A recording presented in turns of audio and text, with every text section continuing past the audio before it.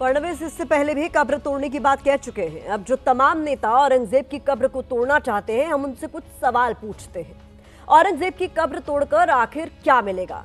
क्या गरीबी, बेरोजगारी मिट जाएगी? क्या औरंगजेब की कब्र टूटने के बाद इतिहास बदल जाएगा? क्या औरंगजेब की कब्र टूटने से मुगलों का नाम देश से मिट जाएगा? हमारा सवाल महाराष्ट्र के मुख्यमंत्री देवेंद्र फडणवीस से भी है कि अगर कब्र को एएसआई का संरक्षण नहीं होता तो क्या वो इसे तोड़ने का आदेश देते? क्या औरंगजेब विरोध के पीछे सिर्फ हिंदुत्व वाला एजेंडा नहीं है? यही नहीं, क्यों नीतीश राणे जैसे मंत्रियों को भड़काऊ बयान देने की छूट दी जा रही है?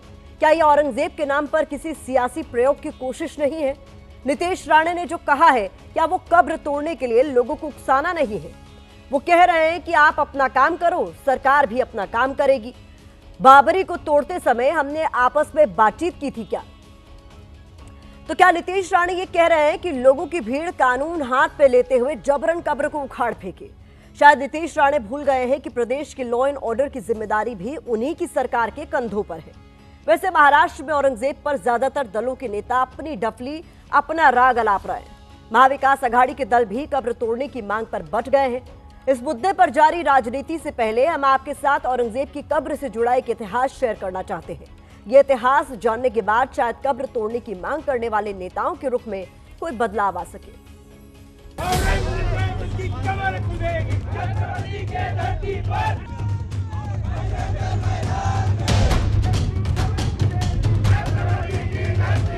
जितनी नफरत आज मराठा राजनीति करने वाले दल औरंगजेब की कब्र के खिलाफ दिखा रहे हैं, उतनी नफरत मराठा साम्राज्य में भी मुगलों के स्मारकों के प्रति नहीं दिखी।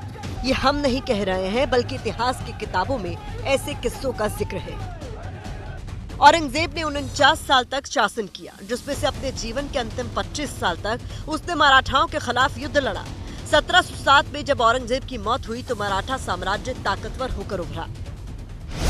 औरंगजेब की मौत के बाद छत्रपति शिवाजी महाराज के पोते शाहू प्रथम को रिहा किया गया, जो 7 साल की उम्र से मुगलों की कैद में थे और 18 साल तक जेल में रहे। बावजूद इसके रिहा होने के बाद शाहू प्रथम खुलदाबाद यानी आज के संभाजी नगर में औरंगजेब की कब्र पर गए। ये घटना महाराष्ट्र सरकार की तरफ से प्रकाशित मराठा कालखंड में दर्ज है, जिसे वीजी खोबरेकर ने लिखा है।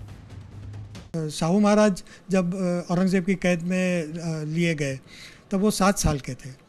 18 साल उनकी कैद में रहे और फिर उनको छोड़ा गया।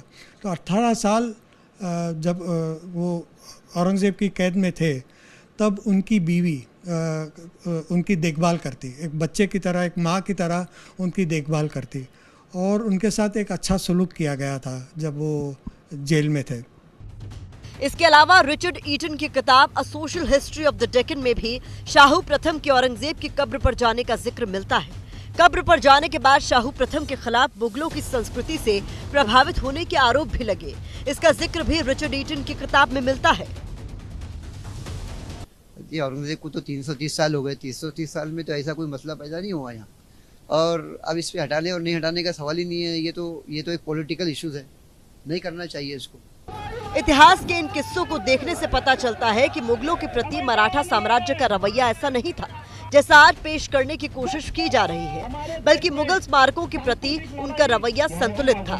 इसके अलावा मराठाओं ने अपनी राजनीतिक और सांस्कृतिक पहचान को बनाए रखते हुए मुगल शासन के निर्माण के प्रति सम्मानजनक रुख अख्तियार किया।